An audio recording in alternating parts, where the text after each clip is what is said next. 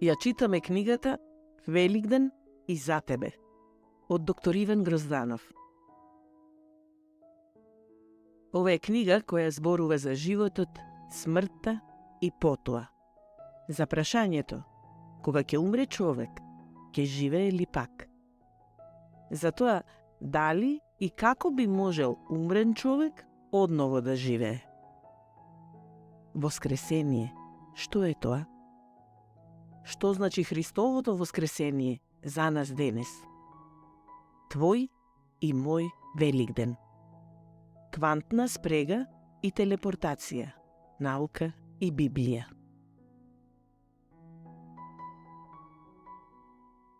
Великден и за тебе од доктор Иван Грозданов. Прв дел. За човекот, животот, смртта и потоа. Кога во 1014 година пред царот Самуил пристигнале 14.000 негови војници со извадени очи, после поразот од Василий II во битката кај Беласица, историјата ни кажува дека царот Самуил прво паднал во безсознание, па накратко го реанимирале, испил чаша вода, пошто добил срцев удар и по кратко време умрел. Ке се сложиме дека е многу тешко да се преболи таква трагедија, иако, колку што знаеме, никој од најтесното семејство на Самуил не бил меѓу загинатите или меѓу брутално ослепените. Сепак Самуил не можел да ја поднесе оваа неспорно голема трагедија. Умрел. Кога ќе умре човек, ќе живее ли пак? Во едно подалечно време и место си живеел еден човек по име Јов, кој бил богат сточар и имал прекрасно семејство. Јов бил познат и угледен човек во целиот тој крај, па и пошироко. Заедно со својата сопруга, 7 синови и 3 ќерки, Јов живеел благословен живот. Толку благословен, што ѓаволот пукал од мака, завист и љубомора. Исто така, Јов бил длабоко побожен човек, па со него и самиот Господ се фалел велејки: на земјата нема друг човек како него, човек непорочен, праведен, богобојазлив, човек кој се држи понастрана од злото. Но животот на секој човек е непредвидлива представа, зар не? Еден ден кај Јов секој час започнале да пристигаат лоши вести, една по друга, која од која полоша. Најпрвин дотрчал еден гласник и му кажал дека една банда од соседната земја му украла голем дел од стоката, а слугите кои се грижеле за стоката со мечови ги погубиле. Уште не го довршил гласникот своето кажување, пристигнал и втор гласник, кој му кажал дека во неговите овци и овчари удрил гром од небото и во настанатиот пожар изгореле и овците и овчарите. Уште пред да заврши тој со известувањето, пристигнал и трет гласник кој му кажал дека една друга банда му ги украла сите 3000 камили што ги имал, а слугите кои ги чувале камилите ги убиле. Додека објаснувал детали, пристигнал и четврт гласник кој му соопштил дека од силен ветер се урнал покривот на куќата на првородениот син на Јов и му загинале сите 10 деца кои во тој момент го прославувале роденденот на нивниот најстар брат. Каква тажна и страшна семејна трагедија. Јов во еден ден загубил речиси се што имал, од децата до имотот, а подоцна и здравието. На толку трагедии во еден ден, чинам дека многу луѓе би добиле срцев удар и би умреле. Но иако Јов нанози ги издржал сите овие трагични вести, првото нешто што го рекол било: нека е проклет денот во кој се родив, во таа ноќ веселба да немаше, камо да сум умрел додека сум се раѓал, нема веќе за мене мир, нема спокојство, нема утеха. Кога човек ќе се соочи со смрт на саканите, каде, во кого и во што ќе може да бара утеха, надеж и волја за да продолжи да живее? Суров дел од реалноста во нашите животи е можноста во еден момент, може би неочекувано, да ни се случи нешто кобно, кое не само што драматично ќе ни го смени остатокот од животот, туку може и целосно да ни ја уништи желбата за живот, за работа, за радување, неретко не само на самите нас, туку и на нашите најблиски. Во библиските записи на оваа хронолошки најстара книга во Светото писмо, понатаму следуваат низа долги говори, монолози на Јов, кој освен што ја оплакува својата страотна судбина, си поставува и голем број прашања. Кога ја читаме оваа библиска книга, во прашањата што си ги поставува Јов, ќе се најдеме и себе си. Ќе се препознаеме дури и во приговорите што тој ги кажува, тврдејќи дека со ништо не заслужил ваква или каква и да е друга трагедија или казна. Ако беше ти на местото на Јов, како ќе реагираше? Како се однесуваш ти кога ќе доживееш смртен случај на најблизок? Како се чувствуваш кога страдаш, иако си уверен дека не си го заслужил тоа? Какви прашања си поставуваш ти кога си сведок на смрт на некој од твоите сакани? Ако твоите прашања се слични на овие што сега ќе ги набројам, тогаш и ти си како и секој од нас, човек кој поставува прашања на кои никој околу него не му дава задоволителни одговори. А тие се: јас ли бев најгрешниот човек та што ме снајде ваква трагедија? Зошто умираат и добри луѓе и невини деца? Што се случува сега со мојот покојник? Каде е? Добро ли му е? Свесен ли е? Ме гледа ли? Ме слуша ли? Што ќе биде со мене кога ќе умрам? Меѓу многобројните прашања што си ги поставувал трагичарот Јов, далеку најсуштинско и за него и за секој од нас е следново прашање: кога ќе умре човек, ќе живее ли пак? Свето писмо, книга за Јов, 14 глава, 14 стих. Ова прашање од најстарата книга во Светото писмо, поставено од страдалникот Јов, е со еднаква тежина и важност и за секој човек во секоја генерација, вклучувајќи не и нас денес. Вековите зад нас и оние пред нас нема да го тргнат ова прашање од мислата и интересот на секој човек. Тоа прашање секогаш ќе се врти во главите на луѓето. Некои луѓе си го поставуваат ова прашање со страф и трепет, други со верба и надеж. После нашата телесна смрт ќе не има или ќе не нема? Атеистите велат дека ќе не снема. Агностиците велат дека никој не знае. Верниците велат дека ќе не има, но и ако не има, ќе живееме ли полн живот или ќе бидеме во некој вид карантин? Ќе ја задржиме ли својата индивидуалност или ќе се претопиме во некој космички дух? Ќе даваме ли отчет пред некого за тоа како сме го живееле животот до телесната смрт или не? Ќе добиеме ли однова свое тело или ќе останеме духови? Прашањето кога ќе умре човек, ќе живее ли пак, е неизбежно и секогаш актуелно и полно со низа пратечки подпрашања. Кога ќе умре човек? За фактот дека ние луѓето умираме, нема потреба да се убедуваме. Секојдневно, речиси во секој миг во светот, па и во нашата средина, умираат луѓе. Некои во релативна старост, некои во цутот на младоста, некои уште од раното детство, некои уште во утробата на мајката. Луѓето умираат поради старост, поради болест, во разни незгоди, во војни, во убиства, самоубиства.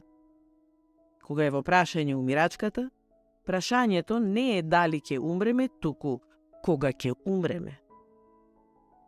Исто така сите знаеме дека не умираат само лошите луѓе и безбожниците, туку и добрите и побожни луѓе. Умирачката ни е заеднички именител на сите. Таа е општа казна за целото човештво. Секој од нас е грешник.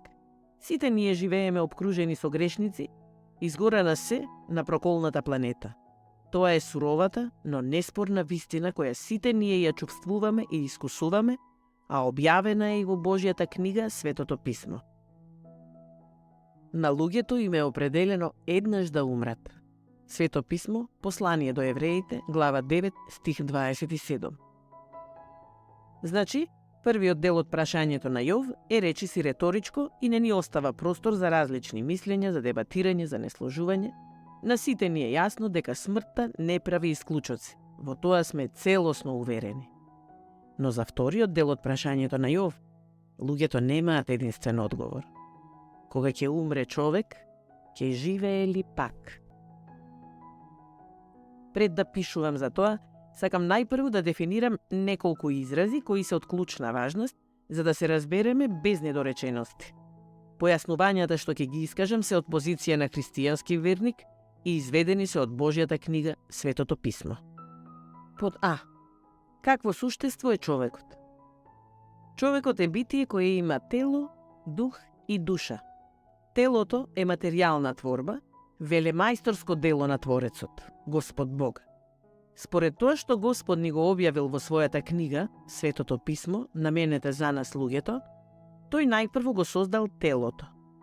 Човековото тело е составено од хемиски елементи кои се застапени во земјата и тоа во нејзиниот горен дел.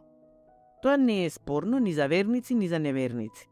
Значи, човековото тело е составено од нежива материја. Иако хемиските елементи во нашето тело се генијално искомбинирани, уредени и организирани во органи, ткива и така натаму, тие сами од себе не можат да произведат живот. Никој до сега не успел да изведе нешто такво.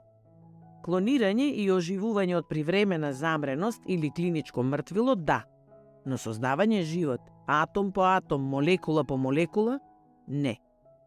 Тоа го читаме и во Светото писмо, кога Бог успешно го создал и дизајнирал телото на човекот, кој покрај тоа што било извонредно создадено, сепак не било живо. А потоа создателот на се што е видливо и невидливо, внушил, вдахнал, животворен дух во човековото тело и тогаш човекот станал жива душа.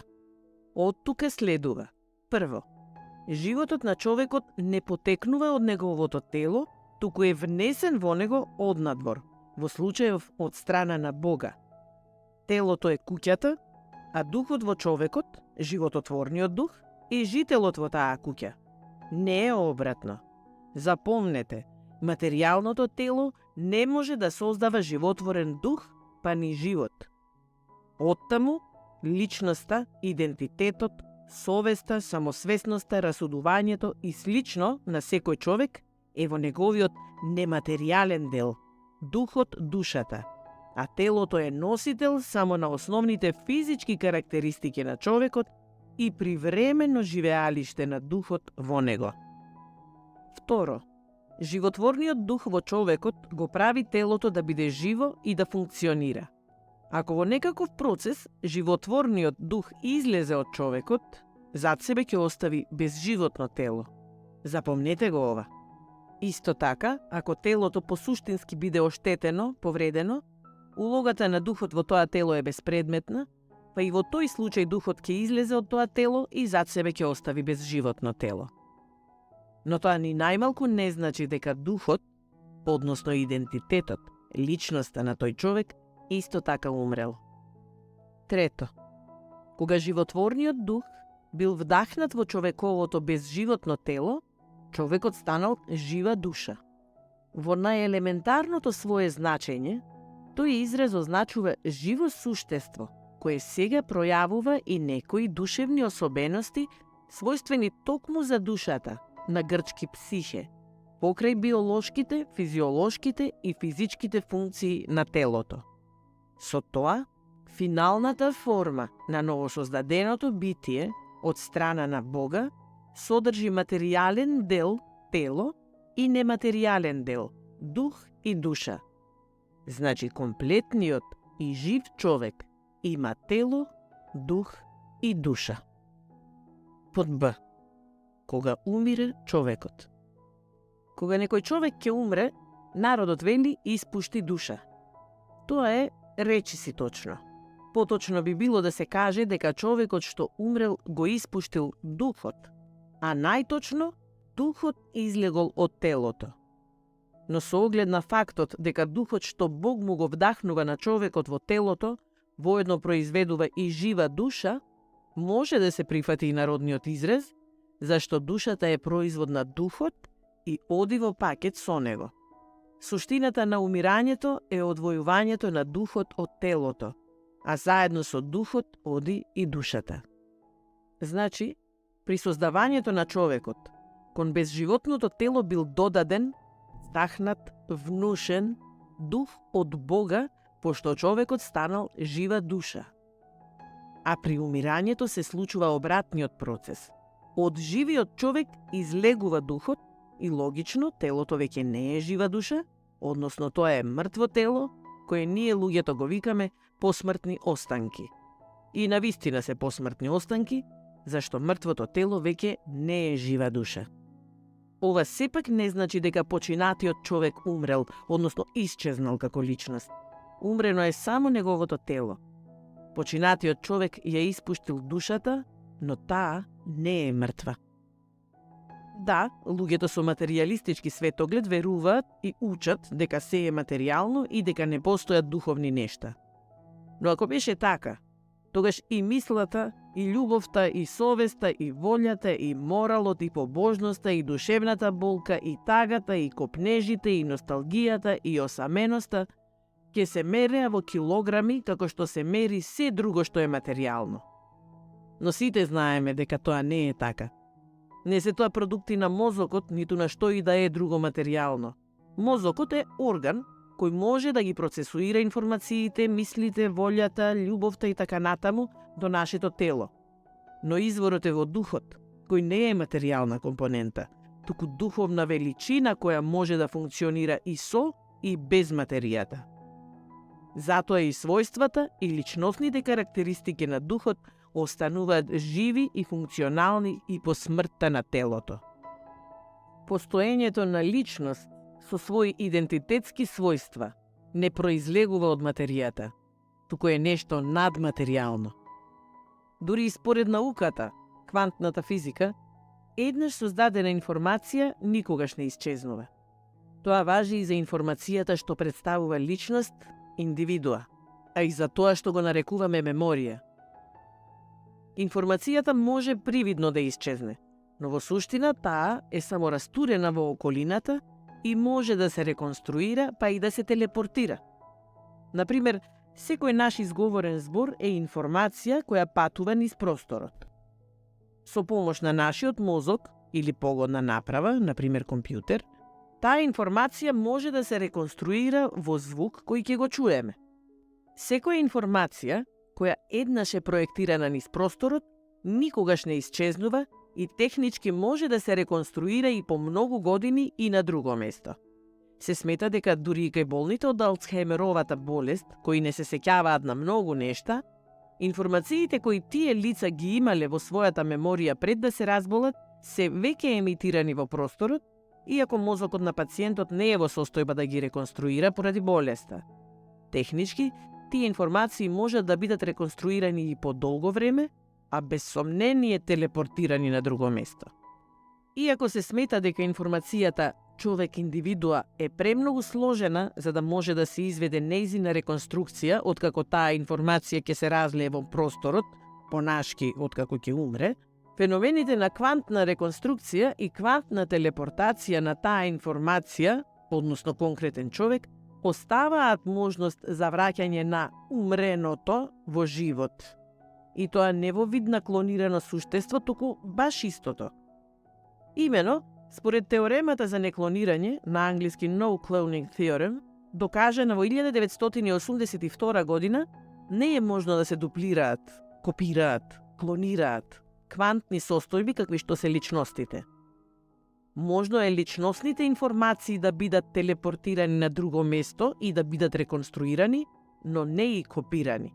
Тоа би значело дека ако тој човек одново оживее, ќе биде истиот тој, а не негов клон или копија. Секако, имаме уште многу нешта да откриеме и да научиме, но со сегашното научно знаење нема причина да се сомневаме дека секоја информација може да обстои неограничено долго време и дека во погодно време и со погодна техника може да се реконструира и или телепортира. Иако сето ова не е баш исто со библиското учење за живот, смрт, оживување и воскресение, тоа сепак ги шири хоризонтите на нашето разбирање за тоа што се е можно и во исто време ги стеснува хоризонтите на тоа што досега сме го сметале за невозможно. Воскресението на починати луѓе секако подразбира процеси на разградување, растурање на информациите низ просторот и можност за реконструкција на истите и покрај нивната телепортација на некое друго место. А квантната наука токму во тие насоки остварува се поголеми откритија. Знам дека на никој од нас не му е лесно да замисли дека може да биде надвор од своето тело, а сепак да остане истата личност. И не само ова, туку и тоа дека човекот и без тело ќе може да гледа, да слуша, да чувствува, да комуницира и да разбира. Но токму таква е Божјата објава. А таква интуиција и инстинкт има вградено и во човекот. Бог ја вградил вечноста во човечките срца. Свето писмо, книга Проповедник, глава 3, стих 11. Во човекот има вградена интуиција дека телесната смрт не представува крај, бришење, исчезнување. Кај секој од нас има вграден порив, жед за живење, а не за исчезнување во неповрат. А Создателот не создава интуиција и инстинкт кои не можат да бидат остварени и задоволени. Се раскажува дека Кристофер Колумбо, уште многу пред да ја открие Америка, бил длабоко уверен, значи имал интуиција, дека таков континент постои. Честопати одел покрај брегот и дзурел во морските далечини, мечтаејќи по тој дотогаш непознат, таинствен континент, со копнеж еден ден да го открие и запознае. Човекот во себе има вградено предчувство дека и по смртта на телото ќе одговара за својот живот и дека затоа треба да прави добро и да постапува справедливо и одговорно, оти на оној свет ќе има и награди и казни. Целото Христово учење се темели на тезата дека човекот со својот личен идентитет ќе продолжи да живее и да сноси одговорност и по смртта на телото, иако во еден друг, овој пат духовен свет. Господ не е Бог и небесен татко на умрени, туку на живи луѓе, и таков ќе остане низ целата вечност. Бог не е судија на мртви, исчезнати луѓе кои веќе не постојат, не разбираат, не чувствуваат, туку на свесни и морално одговорни личности. Се разбира, многу нешта ќе се променат за човекот што умрел телесно. Како прво, телото и духот му се веќе раздвоени и се до своето воскресение, тој човек ќе суштествува како духовна личност во духовен свет. Телото, без оглед дали и како ќе биде погребано или кремирано, ќе се врати меѓу хемиските елементи од кои било создадено. Како последица од тој факт, ќе завршат и сите планови, амбиции и активности кои биле поврзани со неговиот живот во тело овде на земјата. Како второ, ниту тој, ниту некој друг веќе не може да направи ништо за неговата натамошна судбина. Тоа било можно само додека човекот бил и телесно жив. По телесната смрт се е само во Божите раце. Духот ќе биде однесен на отчет кај Бога, пошто или ќе биде внесен во Царството Небесно како блажен, или ќе биде затворен во адот, каде што ќе го чека судниот ден. И уште многу други нешта ќе се променат. Ова е крај на првиот дел. Во следниот дел продолжуваме под В, дали и како би можел умрен човек одново да живее.